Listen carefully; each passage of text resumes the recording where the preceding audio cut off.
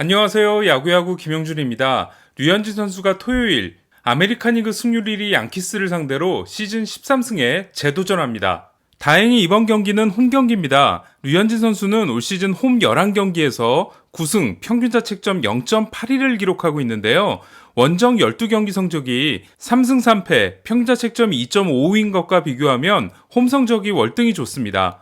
류현진 선수는 지난해 9월 18일 콜로라도전부터의 홈 13경기 성적이 11승, 평균 자책점 0.69입니다. 또한 16경기 연속 2자책 이하 경기를 이어가고 있고요. 다저스도 류현진 선수를 낸 홈 경기에서 13연승을 달리고 있습니다. 류현진 선수는 양키스를 딱 한 번 상대한 적이 있습니다. 데뷔 시즌인 2013년 6월 20일 원정 경기에서 구로다와 대결했었는데요. 이치로에게 솔로 홈런을 맞고 6이닝 3실점 패전을 안았습니다.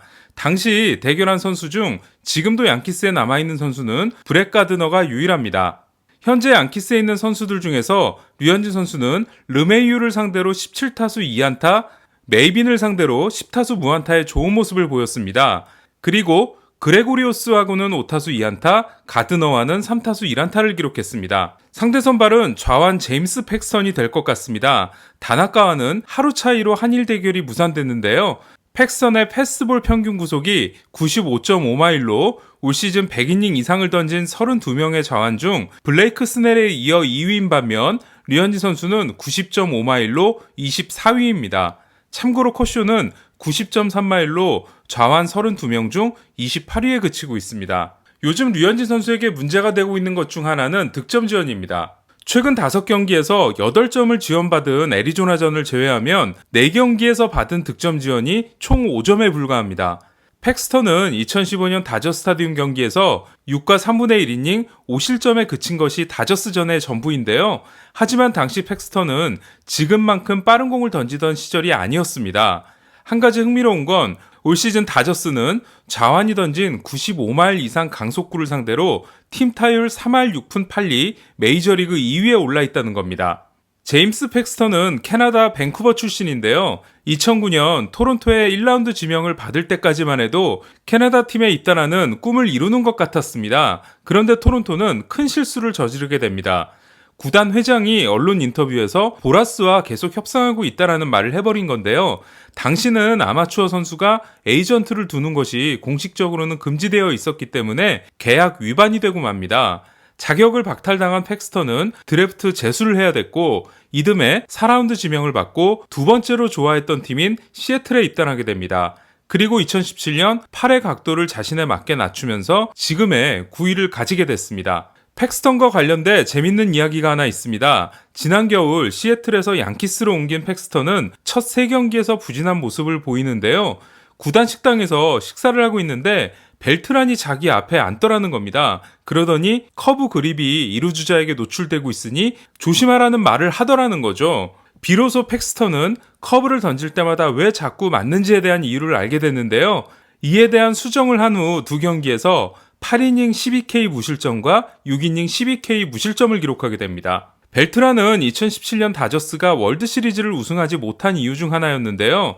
당시 벨트란은 다르비슈가 포수와 사인 교환을 할 때 그립을 고쳐지는 장면을 분석해 패스트볼일 때와 슬라이더일 때를 찾아내 동료들에게 알려주게 됩니다. 그리고 이는 다저스와 다르비슈의 재앙으로 이어지게 됩니다.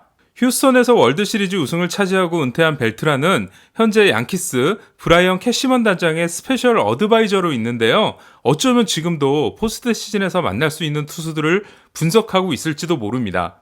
만약 벨트란과 양키스가 류현진 선수의 투구 습관, 티핑을 알고 있다면 이번 경기에서 문제가 생길까요? 저는 아니라고 봅니다. 한때 양키스가 캔자스시티 로열스와 라이벌일 때가 있었습니다. 두 팀은 동부지구와 서부지구의 우승팀으로서 1976년부터 1980년까지 5년 동안 4번이나 리그 챔피언십 시리즈에서 격돌하기도 했는데요.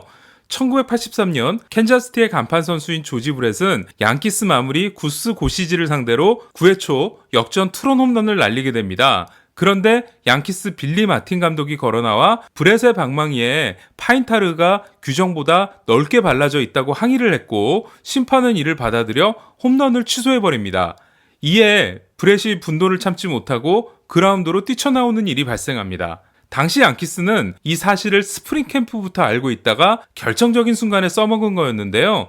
양키스가 다저스 투수들의 티핑을 알고 있다면 저는 월드 시리즈를 위해 아껴둘 가능성이 높다고 생각합니다. 참고로 조지 브렛의 파인타르 사건은 경기가 끝난 후 캔자스티가 사무국에 공식 항의를 했고요. 사무국은 규정을 어긴 것이 맞지만 홈런을 취소한 이유는 되지 못한다는 해석을 내립니다. 이에 경기는 홈런이 인정된 순간부터 다시 치러져 캔자스티가 승리하게 됩니다. 지금은 팍스 스포츠를 맡고 있는 에릭 캐루스에 따르면 랜디 존스는 슬라이더 그립을 잡을 때 글러브를 넓게 펴는 티핑이 있었다고 합니다. 그래도 별 도움은 되지 못했다고 하긴 했는데요. 또한 노모 히데오는 와인드업 동작에서 왼 새끼손가락이 살짝 보이면 패스볼이라는 것을 메이저리그 타자들이 알아냈다고 합니다. 그리고 지난해 킴브럴 역시 티핑이 탄로났다가 집에서 TV를 보고 있던 에릭 가니에가 보스턴 구단에 전화를 해서 이를 알려준 바 있습니다. 좋은 기만 동작, 그리고 무리 가지 않는 투구 동작을 동시에 갖고 있는 류현진 선수는 과연 다른 팀들이 찾아낼 만한 티핑을 가지고 있을까요? 이번 양키스와 다저스의 대결은 혹시라도 월드 시리즈의 전초전이 될 수도 있다는 점에서 두 팀이 벌이게 될 심리전도 어떤 식으로 진행될지 많이 궁금합니다. 그럼 토요일 류현진 선수의 호투와 승리를 기대하겠습니다. 김영준의 야구야구